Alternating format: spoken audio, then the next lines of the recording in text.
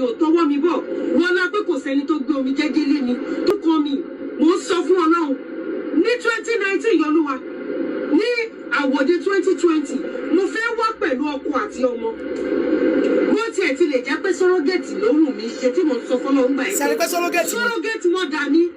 má jẹ́ kó ní jábọ́ lára ẹ̀. kó tó di pé mo rí kinní mo ti mọ̀ pé sọ́rọ́gẹ̀tì ni kó tó di pé mo rí mo ti mọ̀ pé ọmọ ò lè jábọ́ lára èèyàn láyé mo mọ̀ kinní yẹn ó dá mi lójú ju nǹkan mi lọ kó tó di pé mo rí fídíò yìí ni mo ti sọ pé ọmọ ò jábọ́ lára rẹ̀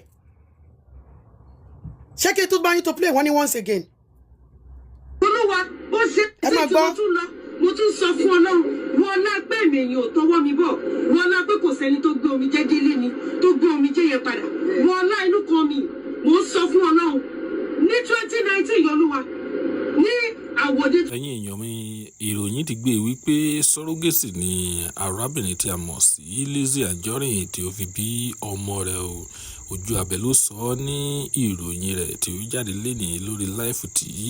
ó ṣe ó ní sọ́rọ́gẹ̀sì ni LIZZY ANJORIN fi gbé o ó tún mú evidence wá níbi tí arábìnrin kan ti ń sọ nínú fóònù tó ń play nínú fídíò tí wọ́n sẹ́ndì sí wípé sọ́rọ́gẹ̀sì ló ṣe o ẹ̀yin èèyàn wa ẹ jẹ́ ká gbádùn fídíò tí ó kù. 2020 mo fẹ́ wá pẹ̀lú ọkọ àti ọmọ bó tiẹ̀ ti lè jẹ́ pé sọ́rọ́gẹ̀tì ló wù mí sọ́rọ́gẹ̀tì wọn dà mí má jẹ́ kó ní jábọ́ lára ẹ̀. ṣé o pé every time mo máa ń sọ fún yín tí ọmọ bá jábẹ́ ní abẹ́ èèyàn ó máa le fún ọ láti lọ bí ọmọ gbogbo àwọn tó Ọlọ́run ọba ń gbọ́ tí ọmọ bá jábọ́ ní abẹ́ èèyàn mo ti sọ kí nìyẹn sọ́rọ́gẹ̀tì ló ṣe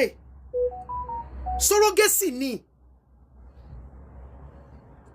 kò lè bí mama womb ẹ ti damage intinu fi ń bí nìyẹn that is why she's always after little kids ìdí mo ti mọ̀ Ọlọ́run kó tó di pé mo rí eléyìí ó ní mo ti mọ̀ pé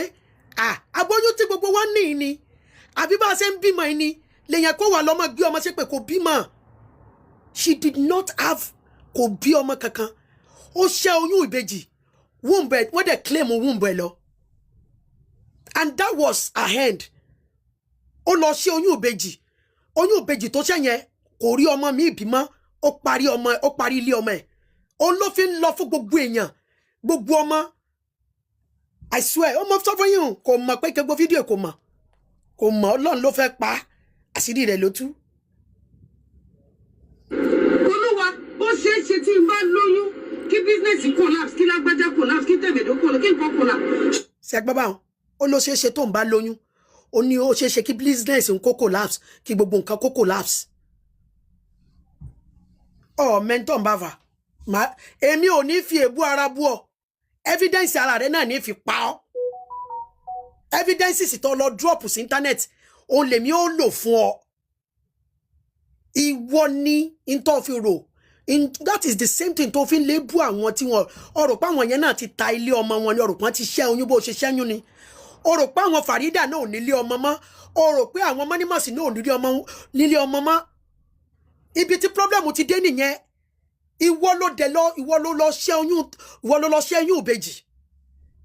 ìwọ ni and that was àwọn òṣèré ti wá ń gbà yẹn gbà kí àmọ́ lẹ́ni 12 years bàbá mọ́bọ̀dá mẹkáníìkì